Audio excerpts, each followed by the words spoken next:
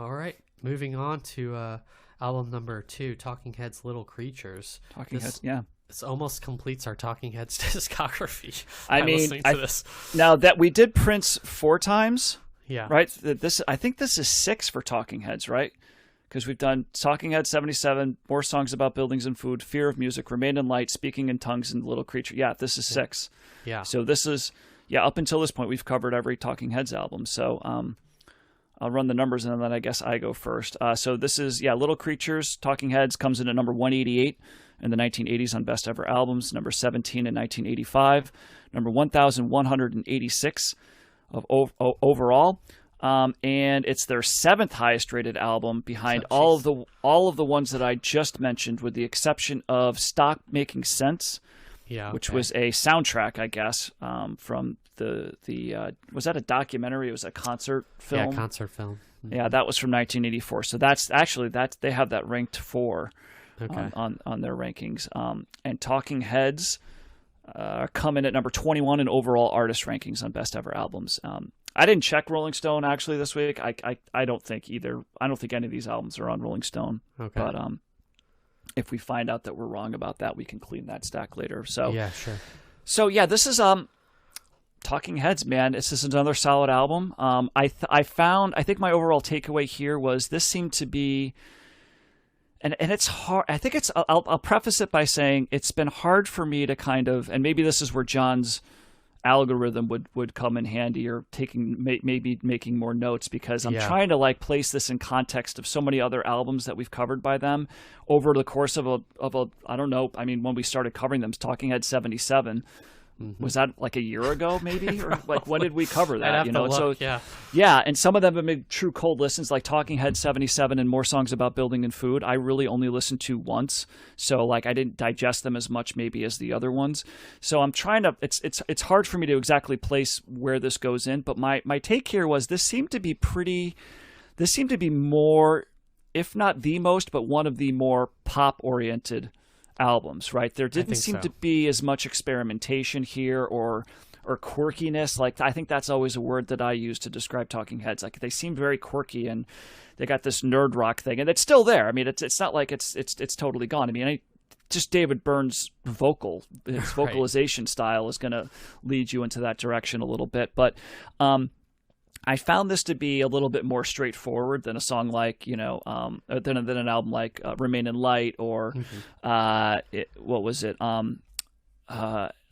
Fear of Music, like that. Maybe that was the most experimental, but this seems to be them kind of, embracing the pop side of themselves a little bit more. I mean, it has two of their bigger hits, and She Was and Road to Nowhere, which are more, if you look at the Talking Heads hits, even amongst those, these ones are more straight ahead, right? As opposed to like Psycho Killer or Once in a Lifetime, which kind of are a little bit more avant-garde, a little bit, I guess.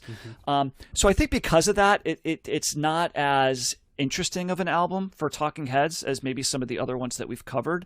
Doesn't mean that it's not good or that I didn't enjoy it. I don't think there's a bad song on here. I think a couple of the songs that stand out in terms of songs I didn't know that much before, but I thought Television Man was a great song. That's almost like a prog. There's like a prog element to that, because it's one of those things, like the first couple of times I listened to it, I wasn't sure, because it's over 6 minutes, so it's a relatively longer song, and I found myself like questioning, like, is this the same song that I didn't hear anything turn? Like, did this blend into another song and like not really stop? You know what I mean? Or is this the same song that started a couple of minutes ago? And no, it's like, and then I, paid a little bit more attention to it and noticed it was the same song. So I thought that was kind of, I really liked that song. I liked Perfect World a lot. And Give Me Back My Name there's a cool like beginning instrument, that's one of those songs that starts in a certain direction, then it starts, another part comes in, you're like, oh, that was different. So they're still incorporating the different, quirky elements here and there, but as an overall piece, it's a little bit more straightforward, to the point where I might say, if you're just taking some random person off the street that's like not, quote unquote, not music person, just, this might be a Talking Heads album. I might start somebody here with the Talking Heads, to be honest, because it seemed to me this week, as I was listening to it, to be more of a straight ahead bit more accessible, more pop oriented, and pretty solid. Maybe less interesting than like Fear of Music or some of those other albums, but still pretty good. And it's interesting. I'm looking at the reviews here. It's on not on Best Ever Albums, but on Wikipedia, and it goes all the way from like 4.5 stars on All Music to 2 stars on the Rolling Stone Album Guide. So so it's apparently getting mixed reviews, but I don't know. I mean, maybe it's a downturn. It's a little bit of a downturn for the Talking Heads, but as an overall album, it's still really good. So I can't not recommend this. I enjoyed it. I mean, it might be hard to follow. Again, it might be hard to follow Remain in Light and Stop Making Sense. Stop Making Sense is such an acclaimed concert film, and the soundtrack is really good too. And I don't know. I agree with you. I think it is more pop oriented. They kind of dial back some of the world music that they try to incorporate that may have been more present on Remain in Light. But it's still Talking Heads through and through. You've got, this must be the definition of why John hates kind of David Byrne's lyrics, I think, or ideas. Like Creatures of Love, I think, is probably kind of an example of that when reading the lyrics. And it's about kids, right? Like having babies. People I picked up on that. Okay. But just kind of the way he phrases it, and them being all over the bed, and like there is actually a lot of kid stuff, I feel like, in this one. Stay Up Late is actually like one of my favorite tracks on this album. It's just such a funny song, and I actually heard it. Where did I hear it? Have you ever watched that show The Great on Hulu about Catherine the Great? And Elle Fanning is Catherine the Great. Anyway, they always end their episodes with like modern songs, and this song came on because she was pregnant or something, and I thought it was just like a perfect fit for it. But the Talking Heads are one of the, I feel like I say this every time we talk about them, but they are one of the most consistent bands that we've reviewed, and I think that's the fact that we're talking about 6 of their albums. It's also I feel like a lot of people also feel that way since we're covering so many of their albums. There's a lot of steel guitar on this album. I think there's a Creatures of Love, the song with the silly lyrics, has kind of got this slightly country twangy guitar to it, and delivery as well. But they still kind of do interesting percussion as well. They have bongos on The Lady Don't Mind. I think there are also bongos on Television Man. Television Man had kind of a Latin sounding feel to it, to me. And then Road to Nowhere, which is the ending track, has, it's kind of got this gospel feel to it to start. And it's got accordion. And if you listen to it carefully, you can hear the washboard that they're playing also in it, which is fun. And it's just crazy that they're still making great albums. They weren't around that long as a band, and She Was with the opening track is just that as the opening track, and then Road to Nowhere as the ending track bookends to just another like phenomenal album to me, and one that may be a slight step down from Remain in Light. I really have to like go make my rankings for these albums, because they're all so strong, but this one may be slightly less. I think some of the songs, like Give Me Back My Name, didn't really hit me that hard, and maybe The Lady Don't Mind were some of the weaker tracks on here, but really they're all kind of strong. And it would be hard to, I could see why this is their best-selling album, because like you said, it's the most accessible, and it still has a lot of hits on it. So they're still at the peak of their powers, I feel like. Yeah, and it's interesting because we're still in 1985, and this doesn't sound like it's from 1985. And She Was sounds like it's from the early 90s. Yeah, that sounds like it should be along with like a Michael Penn song, or like something from one of those early mid 90s, like rom-com kind of like movies or whatever that, Mm-hmm. and it seems very much in line with that, but you're right. There's definitely some country elements here. They're still incorporating various instruments. There's even though they're backing away from the more world music kind of stuff of Remain in Light, it's still here. Mm-hmm.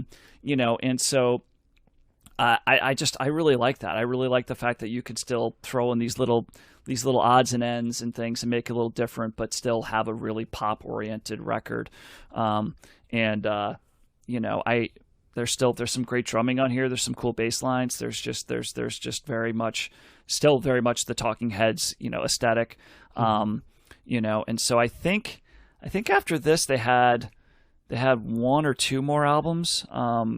So I mean, we say they haven't been around a while, but I mean, their first album was 77. This is 85, right? So they're probably around like close to 10 years, if not, Right. So yeah, I mean, True Stories was 86, and then they had an album their last album was 88. So yeah, they were around roughly 10 years or so. And True Stories, that's a David Byrne kind of movie. Is it? I think that's I wonder if that's like a soundtrack to that. Preceding lead singer David Byrne's related film True Stories. Okay. So it came out before that. Yeah. That album's got... Go ahead. Weird film. Weird, quirky film. Well, there's a shocker, right? David Byrne did something weird. That album, actually, I don't think we're covering True Stories, but that one's got Radiohead on it, which is where Radiohead got their name. That's how they took their name from that. Yeah. Have you listened to that song before? I have. Yeah, it's good. Okay. Nice. Yeah, and they got that, and that's something we'll cover with Radiohead as well, but that's where they got the Talking Heads got that title. David Byrne got that title from that actor Steven Tobolowsky or whatever his name is. Ned Ryers. Tobolowsky, yeah. He said something about telling stories about how he used to dream about getting radio transmissions from space or whatever, because it's something like that. And David Byrne's like, Radiohead? Okay, I'll make a song about that. So, yeah. But that sounds like the perfect idea for a David Byrne song. Yeah, I mean, it tracks very much for him. Yeah. So yeah, I've liked. This might be our last Talking Heads album, I think, Josh. I don't think we're covering. I think it is. Okay. I mean, we weren't supposed to cover this. No, we weren't. You're right. This was a. We were supposed to. We already had our concluding episode on the Talking Heads, but I agree with you. I think one of my takeaways. They're really consistent. I mean, I'm trying to think of other bands that have had the consistency that I'm hearing here with Talking Heads. I mean, obviously, I would say the Beatles have that.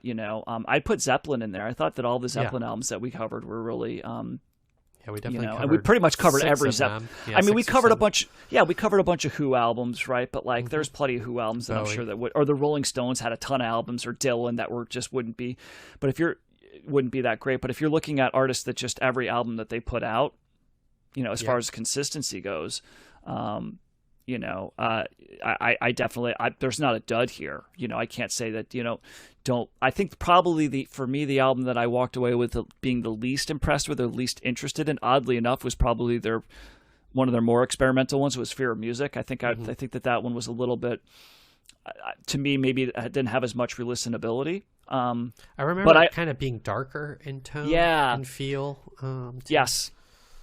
And just maybe not as many hooks as some of the other ones, but it was still good. I mean, that's the thing, it's just like, but if I'm ranking them, that might come more towards I think John liked that one the most. Was that an Eno produced album too? It was, yeah. Yes, it was. Cause I think Eno did more songs about buildings and food, Fear of Music, and Remain in Light. I think those are the three that he worked on. But yeah, I would agree with you, man. I think that they're a really solid, consistent band, and I'm glad we got to cover them so much here. Yeah, they're one of those bands where if you'd have like a box set of all their vinyl or something, like one of those big like collector's things. That'd be like really cool. That would be cool. But they're also, you can just with thinking about all the bands and artists that I liked, kind of more in high school, college, and beyond. That you could just see the influence all over the place. I mean, this is like one of the earlier indie. This is like early indie rock, and there's a lot of artists took a lot from these guys and made it their own, and and so there's that influence all over the place here too, which is so interesting because I remember as a kid growing up and I would see their videos. I'm like, who are these guys? They're a bunch of weirdos. Yeah. Like why is Once in a Lifetime this big hit? Like give me more Rio. You know what I mean? Right. You know what I mean? So before my palate got a little bit more refined, but Yeah. I still like Rio. But I mean, come on, Talking Heads are a much better band than Duran. But but an 8-year-old me would have disagreed with that statement. But such a counterpoint to all of the kind of new romantic stuff, the synth dominant things that we've heard this decade, and they have remained kind of singular in their sound and uniquely themselves, and kind of transcended. I think as a result, have transcended the decade.